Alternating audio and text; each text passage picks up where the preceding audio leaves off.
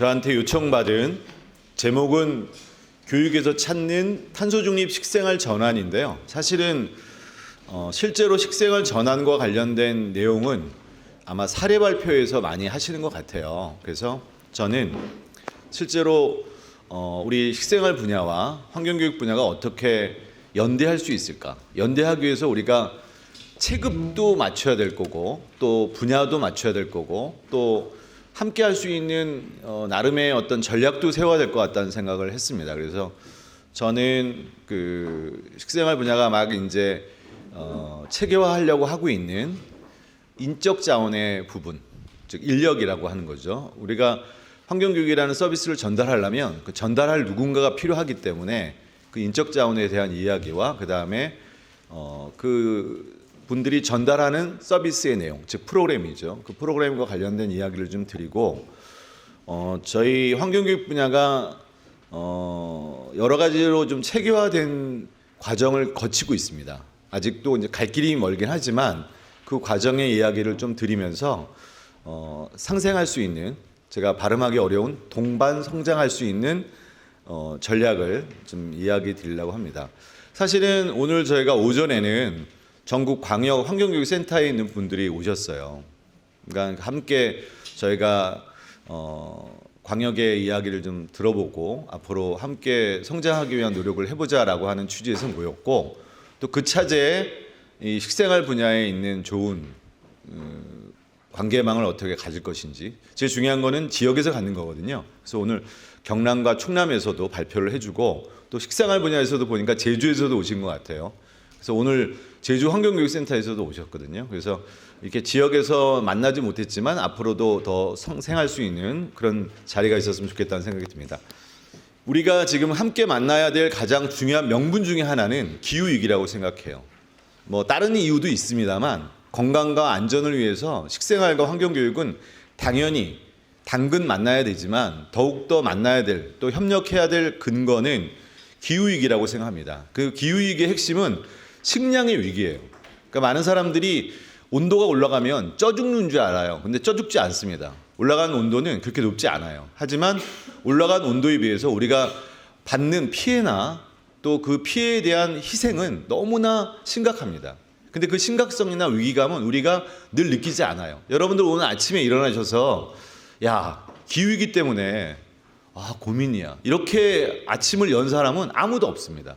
저는 그렇게 열었어요. 국가안전센터장이니까. 네.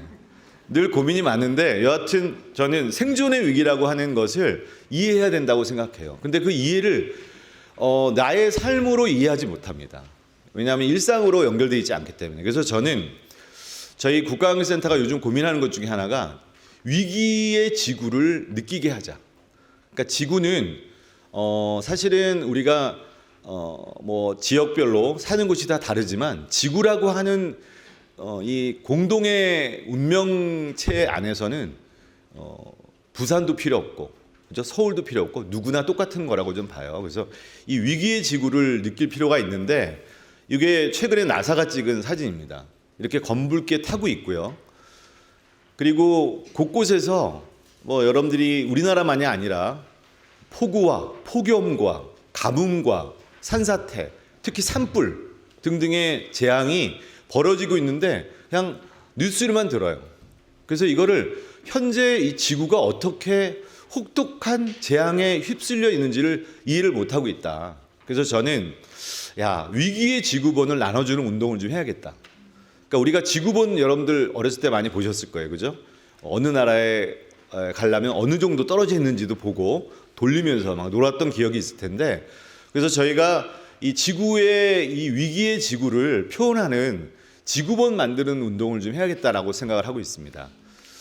이 이야기를 토대로, 그러니까 내가 대한민국에 사는 또는 서울에 사는 시민이 아니라 지구의 생태 시민이라고 하는 자각을 할 때는 환경교육과 식생활 교육이 당연히 같이 해야 됩니다. 그죠? 지구를 지키기 위해서. 그러니까 저는 이런 공동의 운명체라고 하는 것들에 대한 공감대가 우리한테 좀 필요하다라고 생각을 하고요. 온도 올라가는 거 큰 문제는 없는 것처럼 보입니다. 하지만 그 온도로 인해서 생겨나는 기상 재앙은 뭐 여러 가지 이 학자들의 제안으로 보면 우리가 경험을 이미 하고 있습니다. 그죠? 115년 만에 기록적인 폭우가 왔어요. 그러니까 하루에 올 비가 1시간 만에 다 왔어요. 그리고 내년에는 116년 만에 기록적인 폭우가 또 올 겁니다. 그럴 수밖에 없어요. 왜냐하면 지구상에는 과거보다 훨씬 더 많은 물이 있습니다. 그 물이 어디서 생겼냐? 즉 빙산이 녹았기 때문에 이 고온에 의한 바닷물이 뜨거워지니까 당연히 수증기가 많이 올라간 거죠. 그 많이 올라간 물은 어딘가 쏟아질 수밖에 없는 구조예요. 그러니까 폭우는 115년 만이 아니라 이제 116년, 내년에는 뭐 그 후에는 계속 기록적인 폭우가 올 수밖에 없는 상황이고요. 가뭄도 여러분들 유럽에 새로운 상황들을 만들어내고 있고, 이 가뭄으로 인해서 1.5도가 상승되면 우리 식생활 분야가 걱정할 부분이긴 합니다만, 이 사막화로 인해서 굉장히 많은 사람들이 기아에 허덕이고 굶어 죽을 수밖에 없습니다. 굶어 죽는 사람들이 그냥 죽겠습니까? 폭동도 일어나고 먹을 걸 얻기 위해서 싸움도 하고 전쟁도 일어나는 거죠.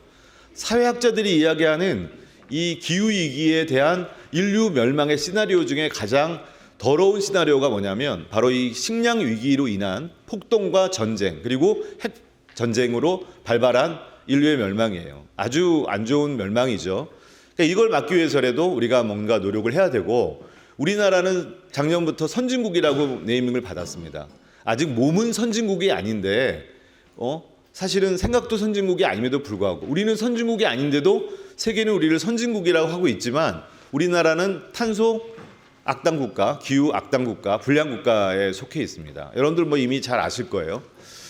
환경교육부라는 이런 위기적 측면에 대응하기 위해서 중요한 두 가지의 키워드를 갖고 많은 변화들을 갖고 있습니다. 가장 중요한 핵심적인 키워드가 환경학습권이에요. 사실은 헌법에 보장되어 있지 않는 권리이기도 합니다. 근데 앞으로는 만약 헌법이 개정된다면 우선적으로 들어가야 될 권리 중에 하나입니다. 환경에 대한 재앙을 이해하고 그것에 대처할 수 있는 지혜를 갖고 있는 지구 생태 시민을 만드는 것이 지금 우리에게는 매우 중요합니다. 그러기 위한 교육적 도구는 즉 생태 전환적 측면을 강조하는 교육이에요. 이제는 생태 교육이 아닙니다.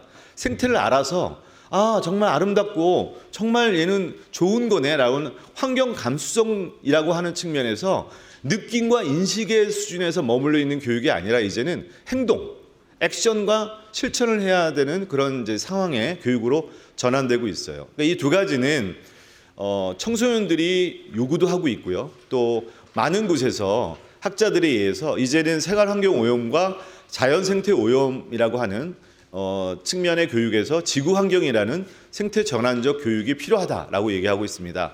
이 생태 전환 교육의 모토는 뭔가 바로 지속 가능한 생태 문명을 만드는 건데 어려운 말입니다. 그죠? 생태 문명이 뭐냐? 사실은 내게 주어진 만큼만 쓰고 주는 거예요. 근데 우리는 내게 주어진 만큼 쓰지 않고 더 많이 쓰는 사회에 살았습니다. 그게 자본주의예요. 더 많이 생산하고 더 많이 쓰고 더 많이 버리는 것이 미덕인 사회 시스템. 이게 자본주의인데, 그렇다고 해서 자본주의를 버리고 우리가 구석기 시대나 신석기 시대로 돌아갈 수 있냐? 못 돌아갑니다. 왜냐하면 우리는 자본주의적 상황에서 굉장히 오랫동안 삶을 행복하게 살았던 것처럼 착각하고 있기 때문에 그래요. 하지만 우리가 이렇게 많이 쓰는 것들에 대한 죄책감과 스스로에 대한 반성을 할 수 있는 것은 때려서 할 수 없습니다. 깜빵에 보내서 할 수 없습니다. 여러분들 탄소 중립 안 한다고 깜빵에 보내면 과연 누가 탄소 중립을 할 수 있겠어요? 즉 우리가 교육으로 할 수밖에 없다는 거죠. 그래서 이런 생태 전환 교육이 생태 문명으로 가는 측면이 있고요. 이런 것들을 받아서 굉장히 큰 변화들이 작년에 있었어요. 가장 큰 변화는 교육기본법의 변화입니다. 이 교육기본법의 변화를 사람들이 보면 별거 아닌 것처럼 생각해요.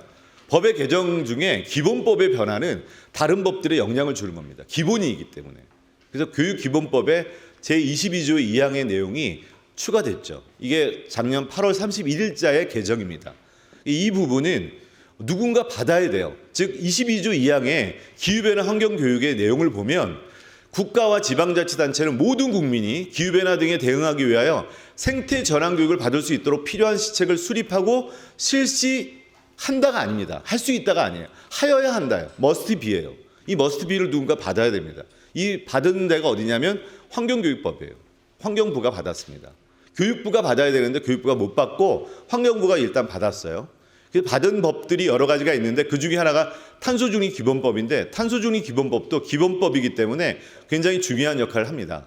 여기 보면 탄소중립 사회로의 이행을 위해서 교육 홍보 또 모든 세대에 걸쳐서 확대된 교육들, 전문 인력 육성과 지원에 관한 사업, 대중매체를 통한 교육 홍보 등등을 하는 것 등을 어디서 해야 되느냐? 이게 이제 저희가 위탁받고 있는 환경보전협회가 하게 돼 있어요. 이걸 법으로 시행령에 이게 2022년 3월 25일자 아주 중요한 날인데요. 제 생일이기도 해요. 그래서 3월 25일자에 이 시행령이 만들어졌어요. 의미가 있는 거잖아요. 그죠? 그래서 여기 보면 교육 홍보, 그다음에 전문 인력의 육성, 지원, 대중매체를 통한 교육 홍보 등을 환경보전협회가 하게 돼 있습니다. 그래서 환경보전협회 탄소중립 지원처라는 새로운 부서도 새로운 부서라기보다는 기존의 부서의 이름을 변경했는데 이렇듯 변화들이 있고요. 가장 큰 변화 중에 하나는 또 이겁니다. 내년 3월 1일부터는 유치원과 어린이집 그리고 초등학교와 중학교에는 학교에서 환경교육을 의무적으로 할 수밖에 없어요. 이 법이 바뀌었기 때문에. 그 법은 아까 좀 전에 얘기한 즉 교육기본법에서 must be라고 지칭한 것을 받아준 법이 이겁니다. 즉 환경교육법이 6월 10일자로 올 6월 10일자니까 4개월 전이죠. 4개월 전에 개정을 하면서 초등학교와 중학교가 바로 환경교육 의무화를 하게 돼 있습니다. 그래서 올해 이제 여름방학 때도 그렇고 지금 하반기에도 그렇고 초등학교, 중학교의 일선 선생님들이 난리가 난 거죠. 왜 환경교육을 의무화하라고 하는데 어떻게 해야 되느냐. 환경교육 교과도 없는데 그럼 각과 교과목에서 환경교육적인 관점을 갖고 환경교육을 실시하게 돼 있는 거예요. 그래서 저희 국가환경센터에서는 헬프데스크라고 하는 창구를 운영하고 있습니다. 즉 학교에서 교육과정을 개편하거나 교육과정을 운영할 때 필요한 교재, 교구, 또 프로그램 등을 지원해주기 위해서 저희가 도와줍니다. 그렇다고 해서 저희가 중국집은 아니에요. 그래서 주문하는 대로 짜장면 주세요. 그럼 짜장면 주고 그런 건 아니지만 학교에서 필요한 것을 도와주고는 있고요.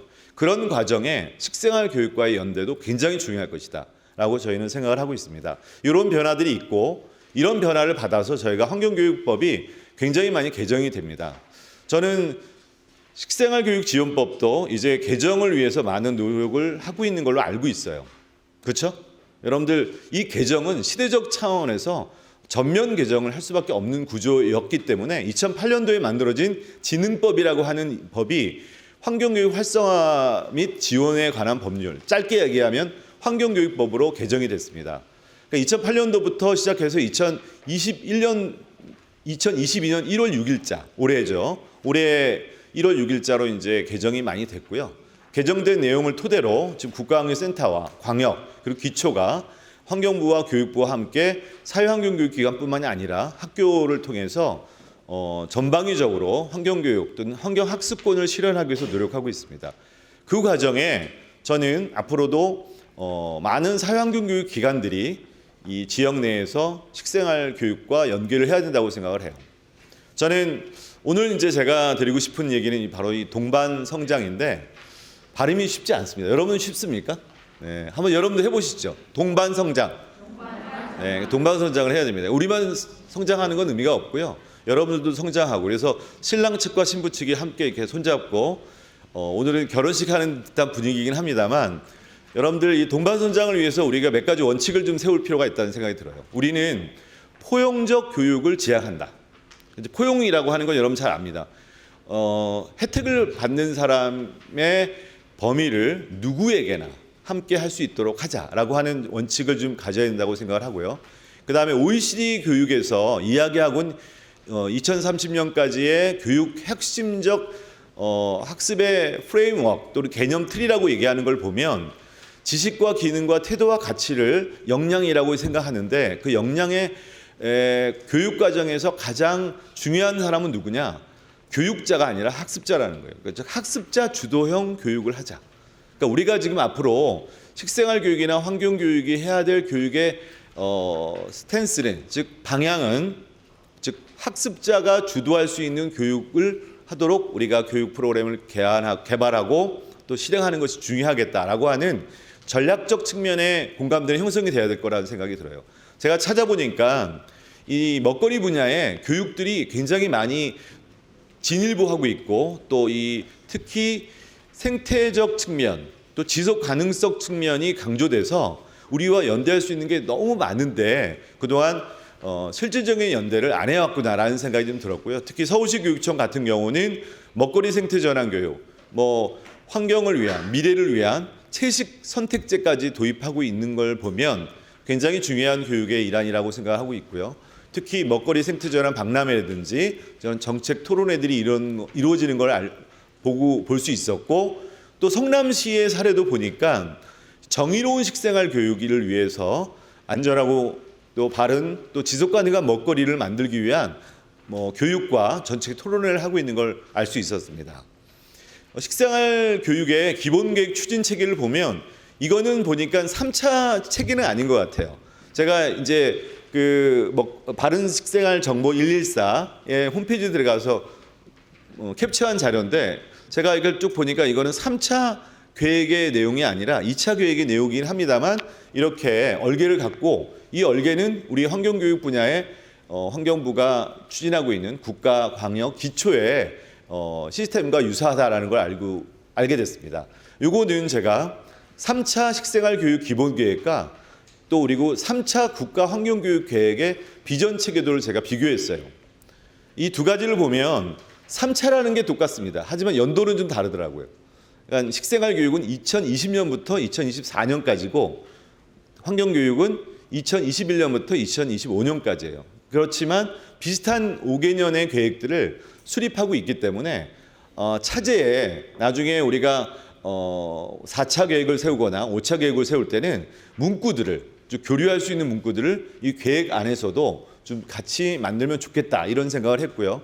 특히 3차 식생활 교육의 기본 계획에 보면 가장 중요한 워딩이 바로 지속 가능한 식생활 확산이더라고요. 그래서 이 지속 가능한 식생활의 의미를 확산하기 위해서 4개의 전략과 12개의 과제를 갖고 함께하는 농업, 건강한 국민, 포용사회 실현을 위한 중장기 방안을 담은 것으로 파악할 수 있었습니다. 모두에 말씀드린 것처럼 작년에 저의 바로 전에 우리 국가연센터장이었던 이재영 교수님이랑 함께 MOU를 체결을 했고요. 그래서 이러한 협력은 앞으로 굉장히 활성화된다고 생각합니다. 중요한 표입니다. 제가 한번 이 계획 수준 그리고 법이라고 하는 정책과 제도의 얼개를 상호 비교를 좀 한번 해봤어요. 그러니까 환경교육 분야와 식생활 교육 분야를 보니까 부서는 이제 환경부와 농림축산식품부로 구별되고 이제 담당 부서가 있고요. 그리고 관련된 법이 있습니다. 그리고 계획이 수립되어 있고 그리고 시도 계획이 있고 오히려 식생활 교육은 시도 계획뿐만 아니라 시군구 계획까지 수립하게 법적인 측면에서 되어 있는 것 같았고요. 그리고 식생활 교육의 평가를 하게 돼 있고 환경교육은 기초는 계획을 수립하는 걸 의무화시키지는 않았습니다. 광역이 수립을 하고 또 관련된 계획의 추진 실적을 제출하게 돼 있고요. 그 다음에 이제 위원회를 보니까 국가 단위의 식생활교육위원회가 있고 환경교육위원회가 있고 그리고 센터를 지정하게 돼 있고 그리고 학교에서의 식생활교육과 환경교육을 위한 지정과 또는 활성화를 위한 교육 활동들이 있었고 그리고 아마 주관하는 주체에 따라 다르긴 합니다만 식생활 교육 주관이 정해져 있는 것 같더라고요. 그죠? 올해도 하신 거죠? 네. 그래서 9월 달에 9월 11일서부터 17일까지 식생활 교육 주관이 있었고 저희도 주관이 있습니다. 저희는 환경교육 주관이 6월 5일 환경의 날이 껴있는 그 일주일이 환경교육 주관이에요. 그래서 저는 이걸 보면서 식생활 교육 주관에 우리가 찬조로 출연도 하고 또 우리 환경교육 주관에 식생활 교육 분야가 찬조로 출연해서 서로 주관에 함께 교류를 하는 것도 좋겠다 이런 생각을 했던 내용입니다. 그 다음에 이제 중요한 게고 마지막 표인데요. 마지막 표는 좀 차이가 있습니다. 이 마지막 표의 차이를 함께 찾아가는 게 되게 중요하다라고 오늘 제가 제안을 드리고 싶어요. 일단 저는 하드웨어와 시스템웨어와 또 그리고 소프트웨어와 휴먼웨어의 웨어들이 이렇게 작동이 되게끔 하기 위해서는 결을 맞추고 격을 좀 맞춰야 된다고 생각하는데 지금 식생활 교육은 식생활 교육 기관을 지정하게는 돼 있어요. 근데 저희도 양성기관을 지정하게 되어 있습니다. 저희는 환경교육사라는 국가 전문 자격을 만들어서 그 국가 전문 자격에 의해서 양성기관을 지정하고 그 양성된 환경교육사가 고용과 활동을 할 수 있도록 굉장히 많은 법에서 제한하고 있습니다. 예를 들어서 환경부는 사회환경교육기관을 지정하게 돼 있어요. 사회환경교육기관이라고 이렇게 정리를 해주는 거죠. 근데 그 기관으로 지정되기 위한 요건이 두 가지인데, 하나는 그 기관이 설립된 정관의 내용에 환경교육을 명시하고 있는가, 두 번째는 환경교육사를 상시 의무 고용하고 있는가가 사회환경기관인지 아닌지를 결정하는 중요한 기준입니다. 즉 자격증을 딴 사람이 고용돼서 활동하고 있는지가 사회환경교육기관인지를 구분하는 잣대이기 때문에 고용 의무가 활성화되는 거죠. 그러니까 자격이라고 하는 것은 자격증만 부여해서 되는 게 아니라 그 자격증을 취득한 사람이 어떤 곳에서 활용되고 어떤 고용적 의무를 갖고 있느냐가 함께 작동되는 게 매우 중요합니다. 그래서 저는 지금 식생활교육 분야가 이 자격제도가 명료화되어 있지 않다.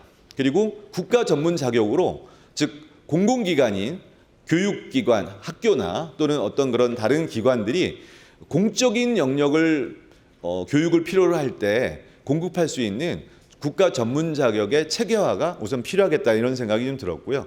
그다음에 저희는 프로그램을 우수한지 안 한지를 평가해서 환경부가 지정하고 있습니다. 즉 좀 전에 환경교육사도 환경부 장관이 임명하는 이 자격증을 수여하게 돼 있고요. 그리고 프로그램도 우수한 것인지 아닌지를 판단하는 것도 이제 지정을 통해서 환경부 장관이 판단을 하게 돼 있습니다. 그러니까 이렇게 사람에 대한 부분, 즉 서비스를 전달하는 전달자와 전달할 내용, 콘텐츠를 국가가 나름대로 신뢰할 수 있도록 국가의 어떤 그런 그 자격제도와 우수 환경부 프로그램 지정제를 도입하고 있다는 거죠. 그리고 저희는 지금 파란색으로 쓴 거는 좀 전에 말씀드린 것처럼 사회환경교육기관 지정도 있지만 환경교육 도시라고 하는, 즉 그 도시가 환경교육적으로 우수한 도시들은 환경교육 도시를 지정해서 광역과 기초가 함께 지정이 될 수 있고요. 그리고 예산을 지원해주고 있습니다. 예를 들어서 광역의 경우는 국비 2억, 그러면 이제 도비 2억을 또 매칭해서 하드웨어를 만드는 것이 아니라 소프트웨어를 또 혁신할 수 있는 프로그램들을 지원할 수 있도록 하게 되어 있는데, 이 부분들이 사실은 식생활교육 도시라고 하는 것도 필요하지만 저는 환경교육 도시와 함께 식생활교육과 연계할 수 있는 부분이 있다고 생각해요. 그래서 제가 크게 세 가지를 생각하고 있습니다. 하나는 정책 연대, 그리고 인적 자원 교류, 그리고 지역 기반의 연계를 하자. 그러니까 저는 이 지역 기반의 연계는 국가 단위에서 지원을 좀 해볼 필요가 있다고 생각을 해요. 공모 사업을 같이 한다거나, 그래서 식생활 교육과 저희 환경 교육이 함께 공동의 공모 사업을 통해서 지역에서 연계하는 프로그램을 지원해 주는 사례도 가능할 것 같고요. 그다음에 정책 공동 포럼과 학교 지원 사업도 연계할 수 있다고 생각합니다. 더욱더 중요한 것은 인적 자원인데요. 이 환경 학습권을 실현하는 것은 우리 환경 교육 분야의 노력만 갖고는 안 됩니다. 식생활 분야와 함께 손을 잡고 해야지 더 많은 곳에 환경 학습권을 보장해 줄 수 있고, 사실 먹거리 교육은 우리 탄소 중립을 위한 측면에서 보면 굉장히 중요한 영역을 차지하고 있기 때문에 이런 생태 전환 교육, 먹거리 생태 전환 교육은 동반 성장이 필요하고요. 특히 공동 역량 강화 프로그램을 한다거나, 특히 자격 제도를 연계해서 혹시 식생활 교육사가 국가 전문 자격으로 만들어진다면, 저는 이 자격을 취득할 때 환경교육사를 취득한 사람은 식생활 교육사의 자격을 취득할 때 몇 개의 과목을 면제해 주거나 또는 이수의 우선권을 준다거나 하는 서로의 구체적인 MOU를 체결할 수 있다고 생각합니다. 그 부분을 관련해서 저희가 갖고 있는 이런 정책 생태계가 있습니다. 그러니까 즉 센터를 지정하게 돼 있고, 우수환경교육 프로그램, 그리고 환경교육사라는 자격제도, 그리고 그 프로그램을 우리가 현재 우수환경교육 프로그램은 교육부와 연계해서 평생학습 계좌에 등록되어 있도록 하고 있고요. 지자체와 연계해서 환경교육 도시를 지원받고 있습니다. 이러한 환경교육 정책 생태계에 저희가 다양한 분야와 연계할 수 있지만 앞으로 우선적으로 식생활 교육 분야의 교육과 연계를 시도할 필요가 있다고 생각하고, 그거는 꼭 중앙에서만이 아니라 광역 그리고 기초에서 또는 학교 단위별로 또는 그 단체별로도 네트워크가 가능할 수 있다라고 생각을 합니다. 이렇게 모여 있는 걸 잘 엮어주는 건 참 중요하다고 생각해요. 즉 구슬이 서말에도 꿰어야 보배고요. 교육의 질은 여러분 잘 아시는 것처럼 지도자의 질을 넘을 수가 없습니다. 중요한 얘기잖아요. 그래서 사람의 역량과 수준을 높이는 것은 그 무엇보다도 중요한데, 그러기 위해서 국가 전문 자격으로의 발돋움이 필요하다. 그래서 지금 현재 국가 전문 자격으로 있는 것들입니다. 여러분들 숲 해설가도 산림청이 만들어 놓은 자격이지만 처음에는 국가 전문 자격이 아니었어요. 민간 자격으로 시작하다가 지금은 국가 전문 자격으로 해서 산림청장이 주는 자격이죠. 그래서 그렇듯 숲 해설가 못지않게 식생활 교육사도 지금 굉장히 많은 곳에서 유사한 용어로 양성돼서 활동을 하고 있는 걸 알고 있어요. 하지만 저는 그런 우후죽순은 아무리 본인이 좋은 교육을 받아서 내가 훌륭한 사람이야 라고 얘기해봐도 소용없어요. 왜냐하면 국가 전문 자격으로 등재돼서 국가가 신뢰할 수 있는 자격으로 돼야지 공공기관이나 또는 학교가 함께 신뢰할 수 있는 시장을 만들어낼 수 있다고 저는 생각하기 때문에 그 부분에 대한 연계성은 강조해도 지나치지 않는다라고 저는 생각합니다. 아까 얘기한 것처럼 환경교육사에 대한 자격지대 연계를 위해서 참고하시면 좋을 것 같은데 저희는 3등급으로 되어 있습니다. 그러니까 3급, 2급, 1급이고 각각의 급수별로 하는 역할이 달라요. 그래서 3급의 경우는 해설가, 그리고 2급의 경우는 기획 중간관리자, 1급은 센터장은 1급 정도를 가져야 된다라고 이제 저희가 예측을 하고 있고요. 관련된 교육과정을 개편해서 운영을 하고 있습니다. 프로그램도 중요합니다. 사람이 만나는 것은 프로그램입니다, 사실. 그래서 프로그램, 우수한 프로그램을 지정하고 있는데 저는 식생활 교육 분야에서 하고 있는 것, 좋은 프로그램들을 저희 우수환경교육 프로그램 지정제에 일단 진입을 해주시면 좋을 것 같아요. 요건이 있습니다만 그 요건에 맞춰서 프로그램을 조직화하는 것은 필요하다고 생각해요. 이렇게 공신력 있게 만들어진 프로그램이 지금 700개가 넘습니다. 그리고 그 700개 넘는 프로그램들은 어디에 등재될 수 있냐면요. 이 환경부가 앞으로 하고 싶은 환경학습 계좌제에 등재할 수 있어요. 환경학습 계좌라는 게 어떤 거냐?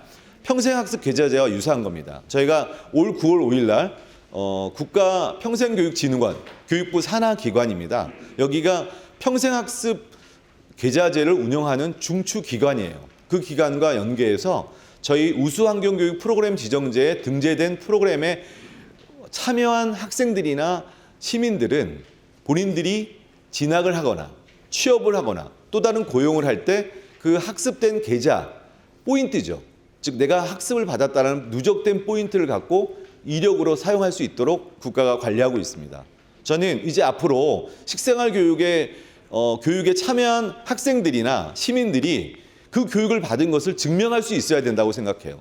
그리고 그것이 본인의 새로운 일을 하거나 또는 새로운 일을 도모할 때 중요한 자기의 이력과 경력으로 활용할 수 있도록 도와줘야 된다고 생각합니다. 그게 바로 국가가 운영하고 있는 계좌제이기 때문에 학습 계좌제에 함께 참여를 하자라고 여러분께 말씀드리고, 그리고 많은 그 지역에서 우리가 환경교육 도시를 지정하고 있는데 이 지정된 도시들과 함께 저희가 2040년까지 한 100개 정도를 만들려고 합니다. 그러니까 이런 교육들 중에 많은 실천 사업이 있는데 그 실천 사업 중에 저는 이런 식생활 교육 분야와 환경교육 도시가 특화되면 좋겠다 이런 생각을 해요.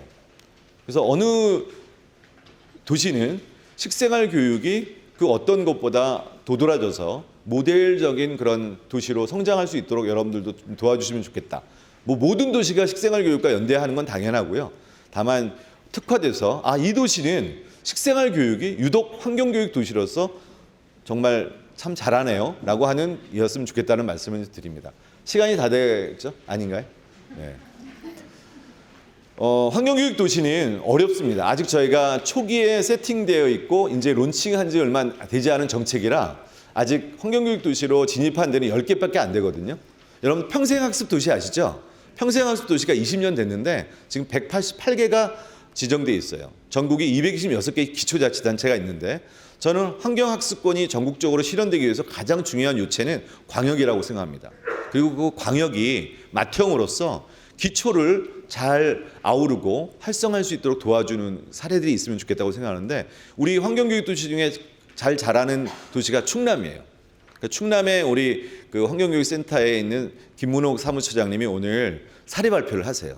그러니까 그러니까 저희가 자랑하고 싶은 도시 중에 하나니까 나중에 사례 발표도 잘 들으시면 좋을 것 같습니다. 제가 마지막으로 드리고 싶은 얘기가 있습니다. 이제 우리가 하는 교육이 교육만 하면 되느냐? 사실 그렇다고 생각하지 않아요.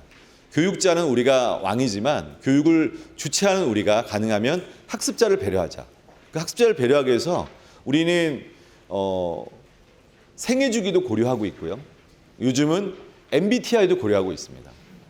여러분들 뭐 웃을지 모르지만 여러분들 ENTP, 제가 ENTP입니다. 여러분 중에 혹시 ENTP 계시나요? 네, 별로 없네요. 저 뒤에 계시네요. 네, 굉장히 독특한 여러분들 아마 MBTI 다 알고 계실 거예요. 네, MBTI, 나랑 안 맞는 사람이구나 이렇게 생각하실 거예요. 근데 MBTI가 정반대인 사람이 ISFJ입니다. 근데 만약 어떤 프로그램을 저한테 했는데 실천을 필요로 하는 거예요. 나의 인식도 변해야 되는데 굉장히 뜨뜻미득한 중간 정도. 그러니까 여기 사람이랑 여기 사람이 접근하기에 좀 모호한 중간 정도의 프로그램을 우리가 늘 해온 건 아닌가 반성하고 있습니다. 사실은. 그래서 저희는 이제는 학습자가 어떤 성향과 성품을 갖고 있는지 검토해서 거기에 맞게끔 적절한 프로그램을 16가지로 세분해서 만들자라고 하는 고민을 하고 있어요. 그래야지 뭐가 바뀝니까? 행동이 바뀌어요. 이제 프로그램은 인식의 변화, 태도의 변화가 아니라 행동을 변화시키기 위해서는 학습자의 성품을 고려해야 되고요. 뭐 어렵다면 16개가 너무 복잡하다면 4개 정도로 구분할 수 있습니다. 디스크도 쓸 수 있고요. 그 다음에 저는 마지막으로 여러분들 아마 실손보험과 종신보험 다 드셨나요? 예, 다 드셨을 거예요. 그죠? 예, 다 드신 분들은 좀 잘 살아보겠다고 하는 의욕을 갖고 있는 내일 자살할 것 같은 사람은 아니에요. 이 두 가지를 다 들은 사람은.